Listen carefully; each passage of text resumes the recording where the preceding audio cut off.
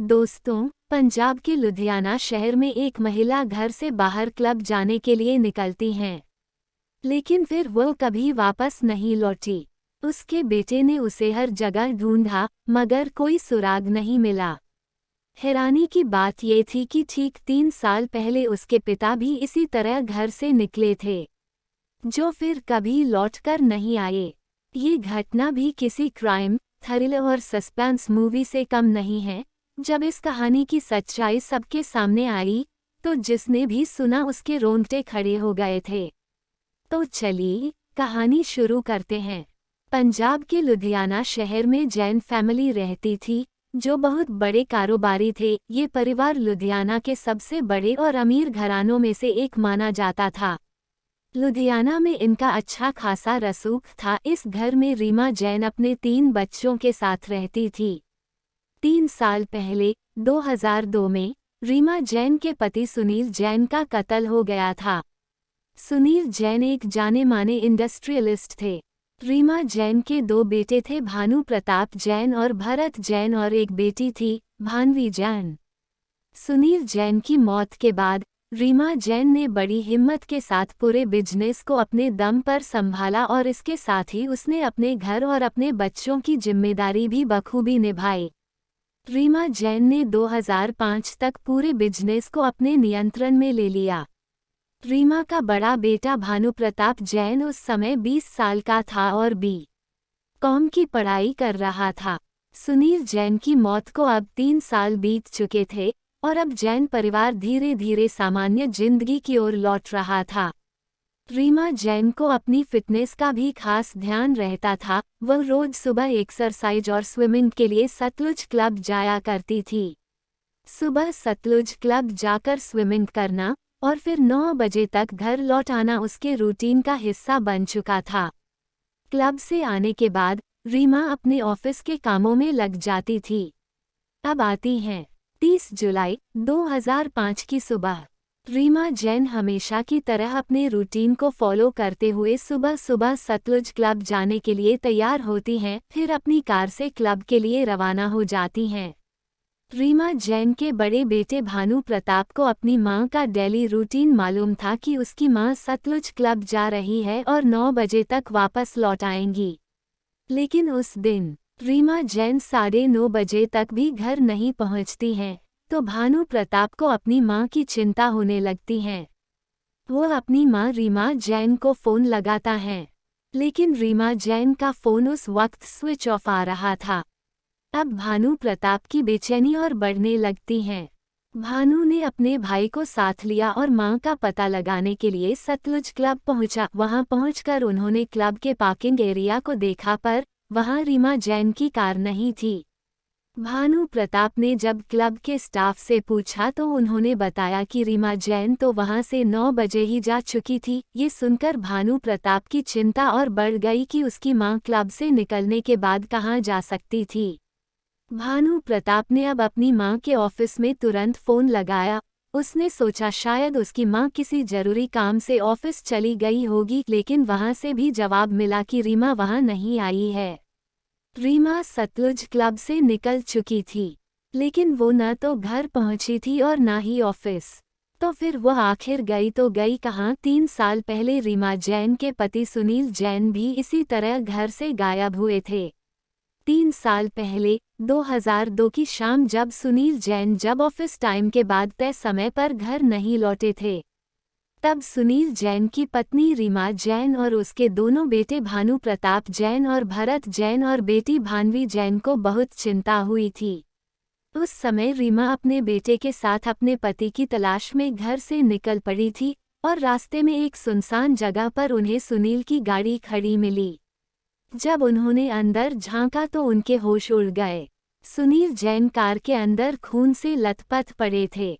किसी ने उन पर गोलियां चलाई थीं, लेकिन जब सुनील जैन को अस्पताल ले जाया गया तब तक बहुत देर हो चुकी थी। ज्यादा खून बह जाने के कारण उनकी मौत हो चुकी थी। अगर उन्हें कुछ देर पहले अस्पताल पहुंचाया जाता तो शायद उनकी जान बच सकती थी। इसके बाद पुलिस मौके पर पहुंची। फोकल प्वाइंट पुलिस स्टेशन में हत्या का मामला दर्ज किया गया। पुलिस सुनील जैन की बॉडी का पोस्टमार्टम करती है और उसके शव को परिवार वालों को सौंप देती हैं। चूंकि सुनील को गोलियां मारी गई थी, इसलिए पुलिस को शक होता है कि यह कोई दुश्मनी या आपसी रंजिश का मामला हो सकता है। पुलिस अपनी जांच शुरू करती है और यह पता लगाने की कोशिश करती है कि सुनील की मौत से सबसे ज्यादा फायदा किसको हो सकता है। पुलिस सुनील जैन के रिश्तेदारों, दोस्तों और उसके बिजनेस से जुड़े लोगों से जब पूछताछ करती है तो एक सबसे चौंकाने वाला नाम सामने आता है, और वो नाम था सुनील का बड़ा भाई अनिल जैन, जिन्हें लोग मिक्की जैन के नाम से भी जानते। अनिल जैन खुद भी एक बड़ा बिजनेसमैन था। अनिल जैन का खुद का रियल एस्टेट और टेक्सटाइल का बिजनेस था। पुलिस जब अनिल जैन की गहराई से जांच करती है तो पता चलता है कि उसके कुछ अपराधी प्रवृत्ति के लोगों से संपर्क था। शक के आधार पर पुलिस ने अनिल जैन को हिरासत में ले लेती है, लेकिन पुलिस को अनिल जैन के खिलाफ कोई सबूत नहीं मिलता है। मामला सेशन कोर्ट में पहुंचता है, लेकिन सबूतों के अभाव में कोर्ट अनिल जैन को इस केस से बरी कर देती है। सुनील जैन के असली कातिल का अब तक कोई सुराग नहीं मिला था। अब आते हैं 30 जुलाई 2005 रीमा जैन वाली घटना पर। रीमा जैन के बेटे भानु प्रताप की शिकायत पर लुधियाना पुलिस इस मामले को बेहद गंभीरता से ले रही थी। सिटी एसपी के सुपरविजन में पुलिस अपनी जांच का दायरा बढ़ा रही थी। भानु प्रताप ने बताया कि उनकी मां और ताऊ अनिल जैन उर्फ विक्की जैन के बीच बिजनेस को लेकर कुछ विवाद चल रहा था, लेकिन यह विवाद वैसा ही था जैसा आमतौर पर बड़े बिजनेस फैमिली में होता है। लुधियाना पुलिस का पहला शक अनिल जैन पर ही था और शक और भानु प्रताप के बयान के आधार पर 30 जुलाई 2005 की रात पुलिस ने अनिल जैन के खिलाफ किडनैपिंग का केस दर्ज कर लिया। अगले दिन लुधियाना पुलिस ने पहल रोड स्थित अनिल जैन के अपार्टमेंट पर दबिश देती है और अनिल जैन को हिरासत में ले लेती हैं। अनिल जैन से कड़ी पूछताछ की जाती है, लेकिन अनिल जैन अपने ऊपर लगाए हर आरोप को सिरे से नकार देता है। अनिल जैन का कहना था कि उसके अपने भाई सुनील जैन से बिजनेस को लेकर मतभेद थे, लेकिन इतने गंभीर नहीं थे कि वो अपने भाई की हत्या कर सके। पुलिस लगातार 3 दिनों तक अनिल जैन से पूछताछ करती रही, लेकिन कोई ठोस सबूत नहीं मिलने के कारण पुलिस अनिल जैन को 2 अगस्त 2005 को से छोड़ देती है। अब तक पुलिस के हाथ रीमा जैन या उनकी कार को लेकर कोई भी सुराग नहीं लगा था। पुलिस रीमा के कार के नंबर सभी पुलिस थानों और आसपास के टोल नाकों पर सर्कुलेट कर उन्हें हाई अलर्ट कर देती हैं कि अगर यह कार कहीं दिखाई दे तो पुलिस को तुरंत सूचना दी जाए। साथ ही साथ लुधियाना पुलिस ने पड़ोसी राज्यों हरियाणा, उत्तर प्रदेश और दिल्ली पुलिस को भी रीमा की कार का नंबर सर्कुलेट कर हाईलाइट कर दिया ताकि कार का पता लगाया जा सके। पुलिस ने हर संभावित जगहों और संदिग्ध लोगों से रीमा का पता लगाने में जुट गई, लेकिन कहीं से रीमा का कोई ठोस सुराग नहीं मिला। रीमा जैन का किसी से भी कोई व्यक्तिगत विवाद नहीं था, उसका स्वभाव मिलनसार था और परिवार में किसी को भी पैसों का कोई घमंड नहीं था। ऐसे में रीमा की गुमशुदगी का कोई स्पष्ट कारण नजर नहीं आ रहा था। धीरे धीरे Reema Jain missing case media में सुर्खियां बनने लगा। अखबारों और न्यूज चैनलों में रीमा जैन के गायब होने की खबरें छपने लगी। पुलिस पर भी प्रेशर बनने लगा। पुलिस भी बहुत असमंजस में थी, क्योंकि अगर ये किडनैपिंग का केस होता तो फिरौती की कॉल जरूर आती है, लेकिन हफ्तों बीत जाने के बाद भी किसी भी तरह की फिरौती की कॉल नहीं आई, इसलिए यह मामला और भी पेचीदा होता जा रहा था। फिर पुलिस के हाथ एक ऐसा ब्रेकथ्रू लगता है जिसने इस केस को एक अलग ही दिशा में घुमा दिया। दरअसल हुआ ये था कि 16 अगस्त को दिल्ली के इंदिरा गांधी इंटरनेशनल एयरपोर्ट के पार्किंग एरिया में एक पुलिस कांस्टेबल अपनी रूटीन ड्यूटी कर रहा था। तभी उसकी नज़र एक लावारिस कार पर पड़ती है। उस कार पर वही नंबर था जो रीमा जैन की कार का था, जिसे लुधियाना पुलिस ने दूसरे राज्यों की पुलिस को सर्कुलेट किया था। अब उस पुलिस कांस्टेबल को शक होता है और वो तुरंत अपने सीनियर अफसर को इसकी सूचना देता है और कुछ ही देर में दिल्ली पुलिस के वरिष्ठ अधिकारी मौके पर पहुंचकर उस गाड़ी का निरीक्षण करते हैं। दिल्ली पुलिस ने जल्द ही लुधियाना पुलिस को इसकी सूचना दी। लुधियाना पुलिस ने जांच के बाद इस बात की पुष्टि कर दी कि वो कार रीमा जैन की ही है। लेकिन पुलिस के सामने अब सवाल ये था कि आखिर यह गाड़ी दिल्ली एयरपोर्ट तक कैसे पहुंची।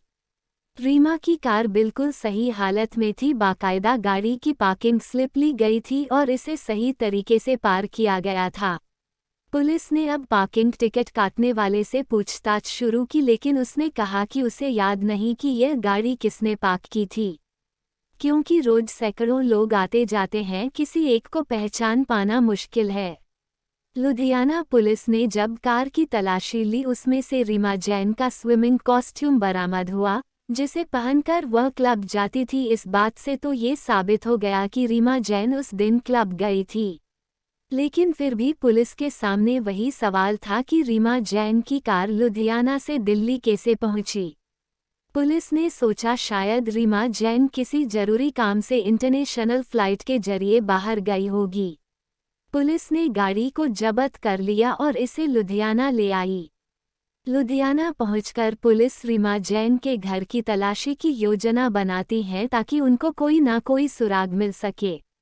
पुलिस अब रीमा जैन के घर की तलाशी के लिए जाती हैं। जब रीमा के रूम की तलाशी ली जाती है तो वहां पुलिस को रीमा जैन का पासपोर्ट मिल जाता है। अब ये तो प्रूफ हो गया था कि अगर पासपोर्ट घर पर है तो रीमा विदेश नहीं गई है, इसलिए यहाँ पुलिस की यह थ्योरी बिल्कुल गलत साबित हुई। अब तक मीडिया रिपोर्ट्स के कारण रीमा जैन केस बहुत हाई प्रोफाइल हो चुका था। मीडिया का प्रेशर, परिवार का तनाव और बड़े अधिकारियों का दबाव पुलिस को काफी परेशान कर रहा था। पुलिस के लिए यह बात बड़ी हैरान करने वाली थी कि अगर रीमा की किडनैपिंग हुई होती तो अब तक फिरौती के लिए फोन आ जाता, लेकिन महीनों बीत जाने के बाद भी कोई कॉल नहीं आया था। कुछ समय बाद लुधियाना पुलिस को अपने मुखबिर के जरिए एक अहम जानकारी मिलती है, जो इस केस एक ब्रेकथ्रू साबित हुई। मुखबिर बताता है कि रीमा के लापता होने से कुछ दिन पहले जसबीर नाम के एक आदमी को सतलज क्लब के बाहर घूमते हुए देखा गया था। जसबीर वही आदमी था जो अक्सर अनिल जैन के साथ देखा जाता था। जसबीर एक अपराधी किस्म का इंसान था, उस पर पहले से कई क्रिमिनल केस थे। पुलिस अब उस पर लगे किसी पुराने केस के आधार पर उसकी गिरफ्तारी कर बड़ी सख्ती के साथ उससे रीमा जैन के बारे में पूछताछ करती हैं। पुलिस की कड़ी पूछताछ से जसबीर टूट जाता है और आखिरकार जसबीर ने कबूल कर लेता है कि उसी ने रीमा जैन की हत्या अनिल जैन के कहने पर की थी। अनिल जैन ने जसबीर को रीमा जैन की हत्या के लिए 25 लाख रुपए दिए थे, जिसमें से 10 लाख रुपए उसे एडवांस में दिया गया। जसबीर के बयान के बाद 16 फरवरी 2006 को लुधियाना पुलिस ने अनिल जैन उर्फ मिक्की को गिरफ्तार कर लेती है। जब लुधियाना पुलिस अनिल जैन से बड़ी सख्ती के साथ पूछताछ करती है तो सारी कहानी सामने आ जाती है, जो इस प्रकार से है। अनिल जैन बड़ा महत्वाकांक्षी इंसान था। उसकी नज़र अपने छोटे भाई सुनील जैन के कारोबार और उसकी प्रॉपर्टी पर थी। सुनील जैन की हत्या के बाद उसका लालच और बढ़ जाता है। सुनील जैन की मौत के बाद सारा कारोबार उसकी पत्नी रीमा जैन संभाल रही थी। अनिल जैन रीमा को मारकर उसके सारे कारोबार पर कब्जा करना चाहता था। रीमा जैन की हत्या की साजिश में वो जसबीर नाम के एक अपराधी को शामिल कर लेता है। रीमा की हत्या की सुपारी उसने 25 लाख रुपए में जसबीर को दी। अनिल जैन को मालूम था कि रीमा जैन स्विमिंग करने के लिए सतलज क्लब रोज अकेले खुद कार ड्राइव करके जाती हैं और फिर 9 बजे तक वापस घर आ जाती थी। प्लान के मुताबिक जसबीर 30 जुलाई 2005 की सुबह सतलज क्लब के बाहर अपने 2 साथियों कुलदीप और तरसेम के साथ रीमा जैन का इंतजार कर रहा था। रीमा अपने तय समय स्विमिंग करने के बाद क्लब से बाहर आई। जब रीमा अपनी कार में बैठने ही वाली थी तभी ये तीनों शातिर बदमाश रीमा को उसी की कार में किडनैप करके ले गए। उनमें से एक कुलदीप रीमा की गाड़ी को चला रहा था। रीमा जैन को ये लोग किडनैप करके अनिल जैन की टेक्सटाइल फैक्ट्री में ले गए, जहां अनिल जैन पहले से ही इन लोगों का इंतजार कर रहा था। सुबह का वक्त था, इसलिए फैक्ट्री के कर्मचारी भी नहीं आए थे। पहले तो अनिल जैन और उसके साथी रीमा जैन को टॉर्चर करते हैं, फिर उसे डरा धमका कर प्रॉपर्टी और बिजनेस के अहम दस्तावेजों पर साइन करवा लेते हैं। इन सबके के बाद ये लोग रीमा की हत्या करने के लिए रीमा को इंसुलिन का इंजेक्शन देते हैं। वैसे इंसुलिन के इंजेक्शन डायबिटीज के मरीजों को दिए जाते हैं जिनका शुगर लेवल हाई होता है।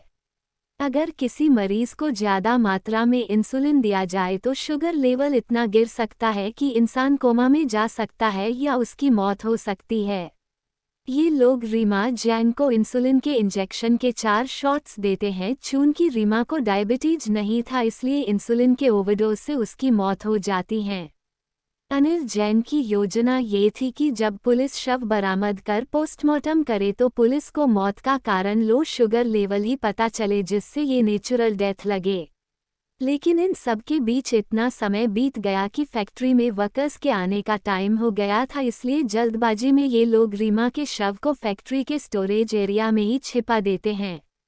लेकिन इन लोगों के लिए रीमा जैन की कार भी एक समस्या थी।